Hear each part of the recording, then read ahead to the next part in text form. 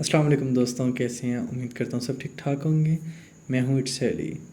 اللہ تعالیٰ کا انصاف اور حضرت موسیٰ علیہ السلام۔ حضرت موسیٰ علیہ السلام نے ایک دفعہ اللہ پاک سے عرض کیا کہ یا الہی، مجھے اپنے عدل و انصاف کا نمونہ دکھا۔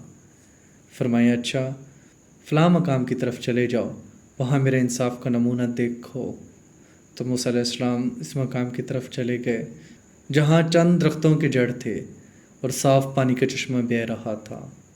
آپ ان درختوں میں چھپ کے بیٹھ گئے۔ ایک گھوڑا سوار آیا، چشمے سے تھوڑا سا پانی پیا اور 1000 شرفیوں کی تھیلی وہاں ہی پھول کر چلا گیا۔ اتنے میں ایک کمسن لڑکا آیا اور وہ تھیلیاں اٹھا کر چلتا بنا۔ اس کے بعد ایک اندھا شخص آیا اور چشمے سے وضو کرنے لگا۔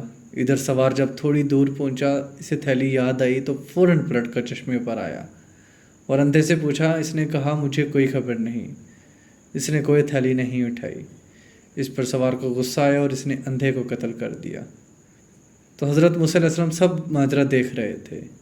تو اللہ تعالیٰ نے وحی بھیجی کہ اے موسیٰ، تعجب کی کوئی بات نہیں ہے۔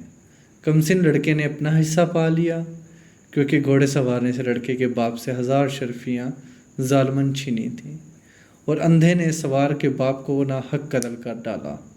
تو ہر ایک حقدار کو حق مل گیا۔ دیکھیں اللہ تعالیٰ کا انصاف۔